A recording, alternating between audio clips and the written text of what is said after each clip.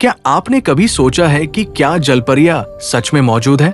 आधा इंसान, आधा मछली, खूबसूरत चेहरा, लहराती पूंछ और रहस्यमयी आवाज। ये सिर्फ कहानियों की बात है या सच में समुद्र की गहराई में कोई रह रहा है जिसे हम नहीं जानते? आज हम आपको ले चलेंगे एक ऐसी यात्रा पर जहां हम जानेंगे जलपरियों के रहस्य, उनका इतिहास, वैज्ञानिक पहलू, पुरानी सभ्यताओं की कथाएं और वो रिपोर्ट्स जिनसे पूरी दुनिया हैरान रह गई।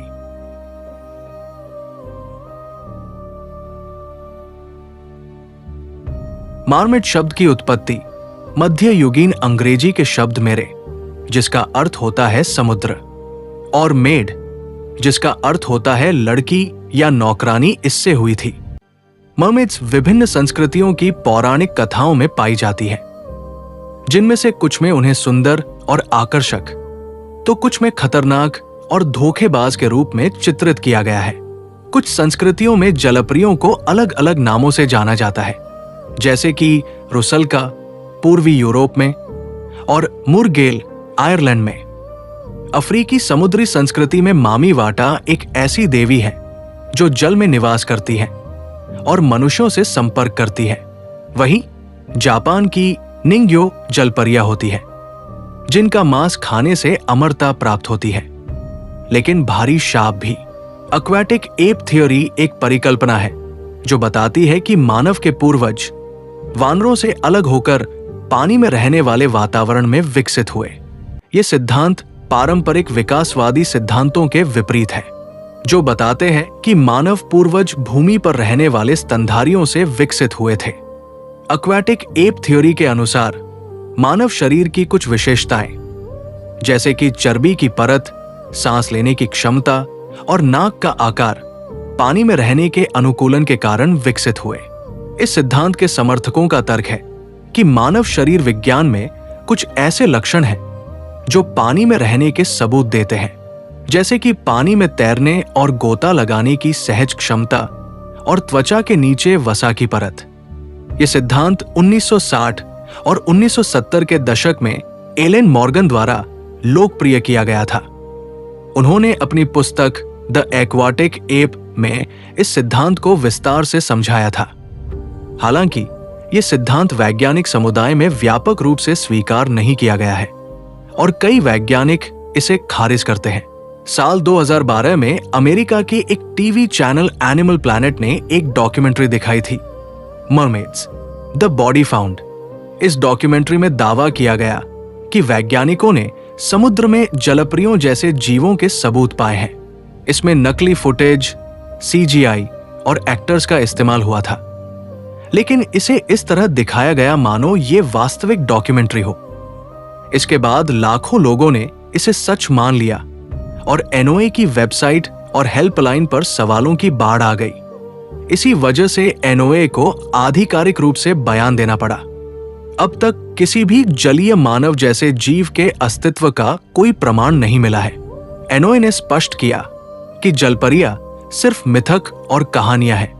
कोई वैज्ञानिक या प्रमाणिक रिपोर्ट ऐसा कोई जीव नहीं दर्शाती। मर्मेड्स द बॉडी फाउंड एक काल्पनिक डॉक्यूमेंट्री थी जिसे मनोरंजन के लिए बनाया गया था। NOAA ने जलपरियों के अस्तित्व को नकार दिया है, लेकिन इसी बयान से यह साबित होता है कि लोगों की रुचि और विश्वास जलपरियों में आज भी गहरा है। समय समय पर मार्मेड्स के देखे जाने की खबरें सामने आती रही हैं। आइए नजर डालते हैं इसी ही कुछ घटनाओं पर जहां मार्मेड्स को देखे जाने का दावा किया गया। साल 1493 क्रिस्टोफर कोलंबस ने कैरेबियन सागर में जलपरियों को देखने का दावा किया था।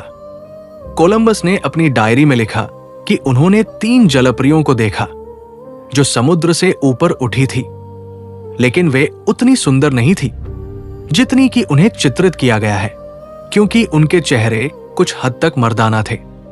हालांकि बाद में यह कहा गया कि उन्होंने शायद समुद्री गाय, मैनेटी को जलपरी समझ लिया था।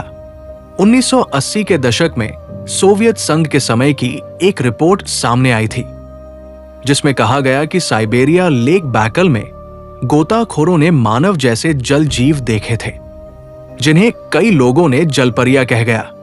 अफ्रीका के कुछ तटीय इलाके, विशेष रूप से पश्चिम अफ्रीका और कांगो क्षेत्र से ऐसी लोक कथाएं सामने आई थी, जिनमें कहा गया था कि वहां के आदिवासियों ने अजीब मछली जैसे जीवों के कंकाल पाए थे, जिनमें मानव जैसी पसलियां और चेहरा था। इनमें से कोई भी तथाकथित जलपरी कंकाल किसी वैज्ञानिक संस्था द्वारा मान्यता प्राप्त नहीं हुए।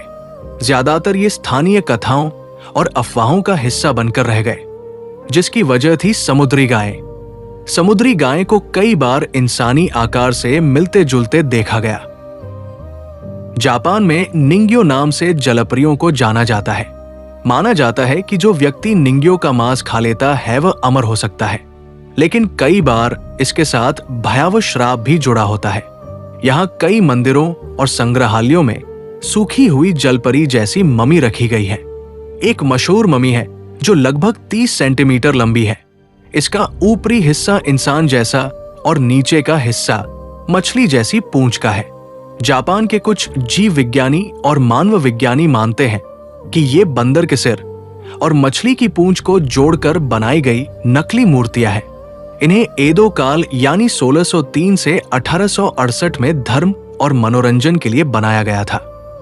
इन जलपरी अवशेषों को पवित्र माना जाता था और ये माना जाता था कि ये रोग से रक्षा करते हैं या प्राकृतिक आपदा से बचाते हैं। चीन में युन्नन, हुनन जैसे क्षेत्रों के छोटे लोक संग्रहालयों में और धार्मिक स्थलों पर जल प्राणियों के अवशेष देखने को मिलते हैं। कई बार इन अवशेषों को जल देवी, पानी की आत्मा या समुद्री रक्षक का नाम दिया गया है। 1700S 1800S में कुछ व्यापारियों और बौद्ध भिक्षुओं ने जापान से ऐसी ममी चीन लाकर धार्मिक महत्व के साथ मंदिरों में रख दी। इनमें से अधिकतर ममी भी मानव अंग, बंदर, मछली और लकड़ी कपास जैसी चीजों को जोड़कर बनाई गई नकली संरचनाएं पाई गई हैं। इनका धार्मिक महत्व इतना अधिक था कि कई लोग इन्हें मंदिरों में पूजा की वस्तु मानते थे। जापान कई मंदिरों में निंग्यो ममी नकली मगर ऐतिहासिक रोग नाशक, रक्षा करने वाली वस्तु चीन लोक संग्रहालय और धार्मिक स्थल नकली या मिश्रित संरचनाएं देवी या जल आत्मा के रूप में। जापान के मंदिरों में रखी गई इन जलपरी ममीज को देखकर रोंगटे खड़े हो जाते हैं। क्या ये किसी धर्म की निशानी है या विज्ञान के नाम पर बनाई गई एक कलाकारी? क्या जलपरियां समुद्र के प्राचीन रहस्य का हिस्सा है? क्या ये किसी और आयाम से है? क्या ये जल जीवों के खोए हुए पूर्वज हैं? कुछ विशेषज्ञ मानते हैं कि जलपरियां उन रहस्यमयी जीवों में से हैं जिन्हें हम क्रिप्टिड स्पीशीज कहते हैं, यानी जो मौजूद तो है पर विज्ञान उन्हें मान्यता नहीं देता। हमारे पास ठोस प्रमाण नहीं है, लेकिन नकारने का साहस भी नहीं। जितना हम समुद्र की गहराई को समझते हैं, उतना ही वो हमें चौंकाता है। क्या जलपरियां सिर्फ कल्पना है या हमारे इतिहास, हमारी सभ्यताओं और प्रकृति के गहरे रहस्यों की परछाई? शायद कभी ना कभी कोई सच्चाई सामने आएगी। तब तक ये रहस्य ही रहेगा। सवाल ये नहीं है कि जलपरियां सच है या नहीं। सवाल है, क्या हम सच्चाई को देखने के लिए तैयार हैं?